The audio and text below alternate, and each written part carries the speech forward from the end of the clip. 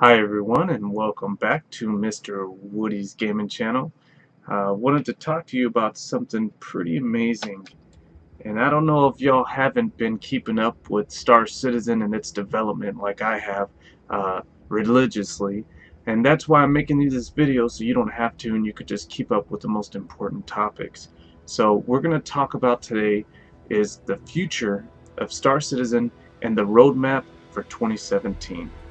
And just to give you a little background information of how the numbering system works, if you haven't watched my numbering system explained video, I'm gonna go through it real quick. Basically, when 2.0 dropped, which there was Arena Commander in the hangars before then, but when 2.0 dropped, it changed how they numbered everything. So 2.0 was this crazy where they brought in the Crusaders, the baby PU, were pretty much were what you see everybody playing online on Twitch and everything like that. You start off on Port Olisar. You can then travel, hop into a ship, travel to all these space stations and locations and relays, and do little secondary missions and things like that. Also head over to Korea uh, for some FPS action. And that was 2.0 dropped that. And every update they added new ships or fix some bugs or fix the network in. They would do it like 2.1, 2.2, so on and so forth. And as of right now, which is October, CitizenCon just passed us this past weekend. And that's how you're looking at this crazy video right here, which is freaking absolutely amazing and beautiful at the same time, and almost had me in tears literally when I was watching it. So the first one absolutely did have me in tears, but we are sitting at 2.5. The next update that's supposed to drop pretty soon between now and December is 2.6, and we'll talk about that in a second. After that, December is supposed to come 3.0. Anytime they roll out something major, they change it. Instead of 2.6, they jump it right to another, from 1.0 to 2.0 to 3.0. So that's what we have looking forward in December, and I'll get to explaining that as soon as this video is done, which is it's about to be done. But that's basically what's going on with it. This is procedural planetary tech. I don't know if y'all have been keeping up with it or not, but basically everything you see in the game is an actual environment that you can actually go to. There is no cheating here or anything like that. That's not background art in the back. You can actually head in that direction and get to that highest point on the mountain back there on the screen. You also see plants, um, sand, rocks, trees, stuff like that, um, fog, some clouds it looks like. Now I don't know how far they are on the weather system, but this demo does do a lot to that. So we're going to start out with, where is Squadron 42? So if I move my big head out the way here, you can see the bottom, but Squadron 42 was kind of told to us that the goal was December of 2016 from the last time that Chris Roberts said anything about it, but it's being pushed back a little bit, and I don't know if you know anything about this. Uh, the Star Marine was supposed to come out in March or February of 2015, if I can remember correctly, and turns out some things happened. The game was built by a third party, and something didn't fit right or didn't work right with what they were doing, and so they just had to redo everything or scrap it and go throughout. I'm not too sure about that, but that's kind of the rumor and what I've been getting from all the interviews and everything like that. So that got pushed back. If we're about to get Star Marine between now and December, and it was supposed to be February, March of 2015, that's roughly over a year pushback. So saying that, Squadron 42, and at the end of this video, I'm kind of guesstimating that it's going to be coming out December 2017 is what we should be looking for the full first episode of Squadron 42. Now, the first episode of Squadron 42 has 28 chapters, which is equivalent to 60 plus missions. So each chapter you'll be starting on wherever you are, fly around a little bit, go down to a planet, do some fighting, go talk to some people, figure out, investigate some stuff. That's pretty much the missions broken down. So it's 2 to 3 little missions that are going into each chapter. So of course everybody knows, and if you don't, there is an A-list cast to match every movie event in Squadron 42. There are over 340 speaking roles with state-of-the-art facial scanning and motion capture. Over 20 hours of performance capture, a story arc with 1,255 pages of dialogue, 40 distinct ships, from fighters to dreadnoughts, handcrafted environments, enhanced with procedural tech. That's one of the main things that I like about Star Citizen. It's procedural tech, but it's artist driven. It's not just laid out and that's what it is. Also, systemic space and FPS gameplay, from stealth to brute force, is kind of open to how you want to go about completing the missions. Dogfighting in both space and planetary atmosphere. And if you haven't seen the Gamescom presentation or the CitizenCon presentation, you can tell that the atmospheric flight is different from space flight. So you're going to have to be familiar with both to do well in combat situations. Subsumption AI, fully systemic, 24-hour schedules, 1,000 plus subroutines, simultaneously secondary objectives. So basically, how he wanted to do Star Citizen, and it's pretty much the same assets from Star Citizen Squadron 42, the same code, the backbone, basically. But the AI has a 24-hour schedule. Like, each AI is a living, breathing entity in the system. And that's pretty neat because they actually go to bed, they actually go to work, they actually go do their duties, and everything like that. So it feels more immersive, more real. Alright, so these are the primary hurdles that they have to get through, the blockers. And mainly it's subsumption with this pathfinding logic, full animation integration, improved combat logic, mission system integration, enhanced flight AI.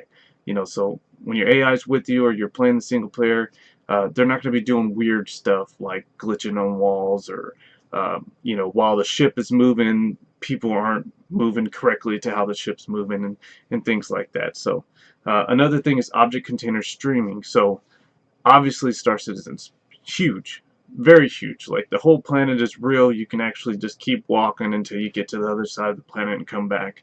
I mean, I don't know how hard or easy that will be, but it's huge, basically. So every object in the game is real, and it can't. The CPU and GPUs can't handle that much information at the same time. So everything, as you get closer, as it gets important, gets streamed in instantly, including the map and everywhere you are, the environment too. So the CPU and GPU optimizations, they're going to go ahead and do that on the Squadron 42 to make it a full, polished all the way when it comes out, which is great because you don't want a buggy game like we're used to getting in the industry right now. So here's the status of Squadron 42. All chapters and gameplay features are at gray box or better. Taking one chapter to final shipping quality, flushes out any technical integration or polish issues. And building technology and systems for the long term, and the whole SE universe, no shortcuts. Great, glad to hear it. They were talking about showing us, be ready, because the holiday stream's coming up and everything like that. So they were talking about showing us, possibly showing us, full mission from Squadron 42 in the future. So look out for that.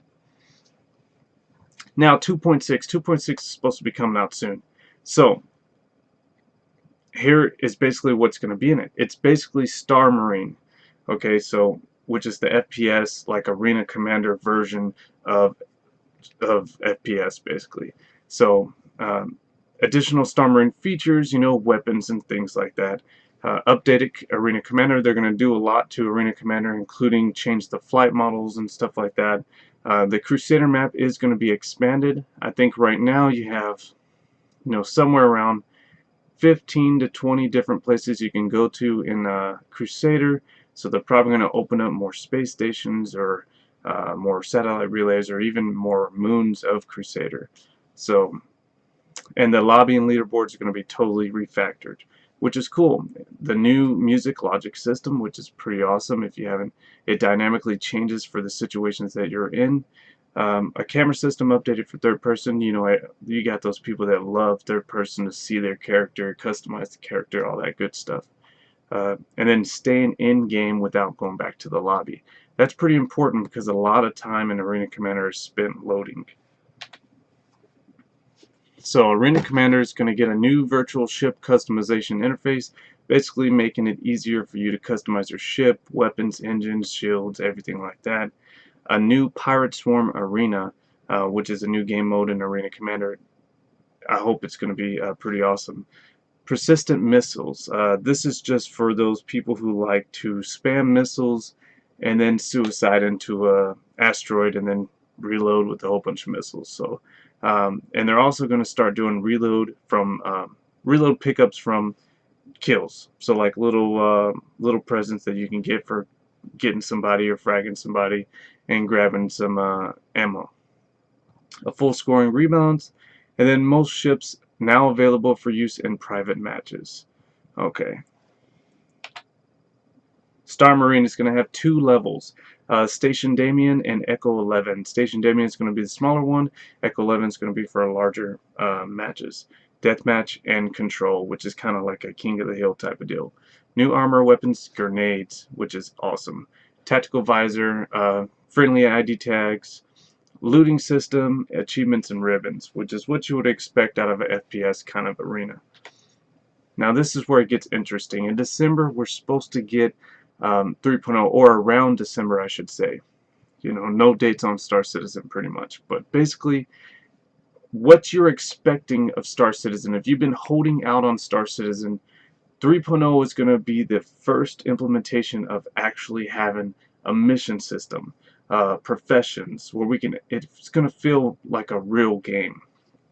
They're going to roll out the whole Stanton system. So right now in the universe where we play is around one planet and one of that planet's moons, and the little satellites and relays near that. So this is going to be the full solar system of the Stanton system where Crusader is located. And then they're obviously going to add new ships, you know, and rovers, obviously, because we're going to have planetary landing in 3.0. So it's going to be pretty much the start of a feel of a real game, and what everybody's been saying, Star Citizen's not a real game and all this.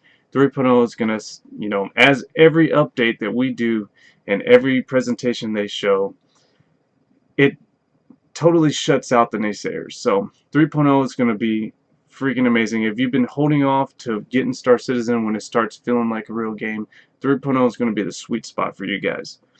So new ships and rovers. We're going to have the Ursa rover, the Drake Dragonfly. Of course, those are the 2 land vehicles, and the Dragonfly can fly around in space as well.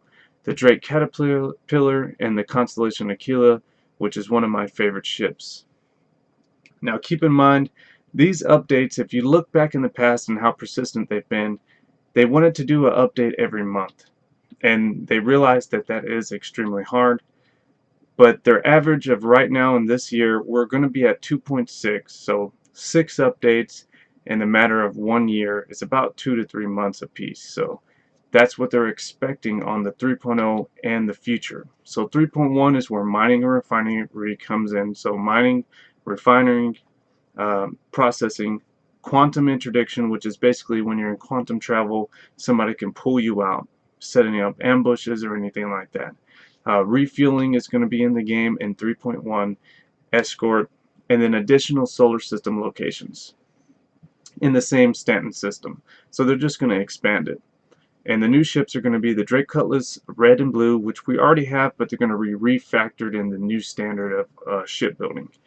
The Hull C, which is a cargo transport, and the Prospector, which is the smallest mining ship they have available. The Origin 85X is one of the snub fighters that comes with the 890 jump. It's like the away. I wouldn't even call it a snub fighter because it's practically its own ship. So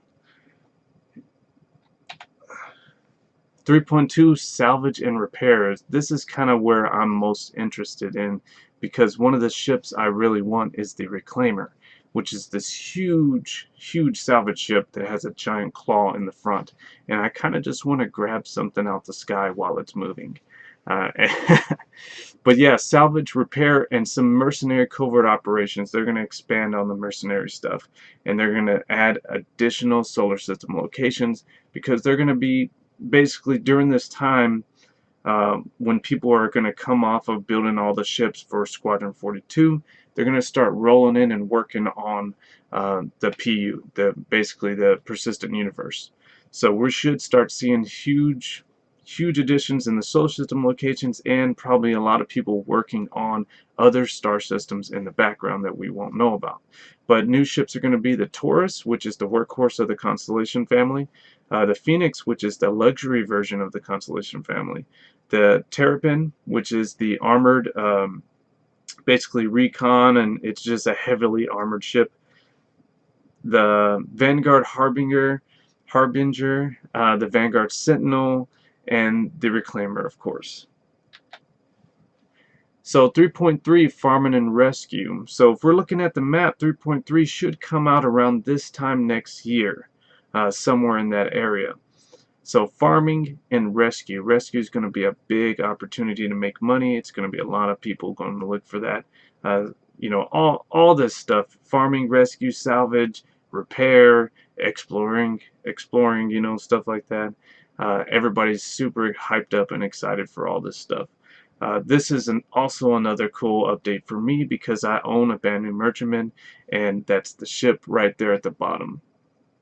It's an alien ship. It looks pretty awesome. But additional solar system locations, which, if this solar system's not packed already, but it's going to be extremely huge.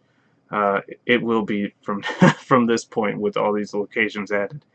But that's going to give them practice to basically know what they want in all the other solar systems. That's what this is. This is a baby universe, a persistent universe, a test bed for the rest of Star Citizen game. So the new ships are going to be the Carrack, which is an exploration ship, the A90 Jump, which is basically a luxury yacht in space, the Banu Merchantman, which is a huge transport ship cargo, and the Reliant, all the variants, because we have the Reliant right now, but they have the News Van and all this other stuff. So that's more and more professions, you know, news reporters and things like that for the future. Now 4.0, again, going from 3.3 to 4.0. 4.0 is a major jump in technology, a major update, and that's when they're going to add multiple solar systems. So we're actually going to have jump points, and we're actually going to be able to discover and explore science and research. And this is pretty much at the point where the game knows where it's going, has a feel for everything, everything's going to be set, and they're just going to expand from here. So they have most of the professions done, and this would be the point, if everybody's holding out for it to be the most complete of a game possible, this would be the point where Star Citizen is really going to shine, because it's going to have everything that everyone said it couldn't do in the game. So all them people who are waiting, 4.0 is like the perfect time to jump in, and I guarantee everybody will be pleased with it.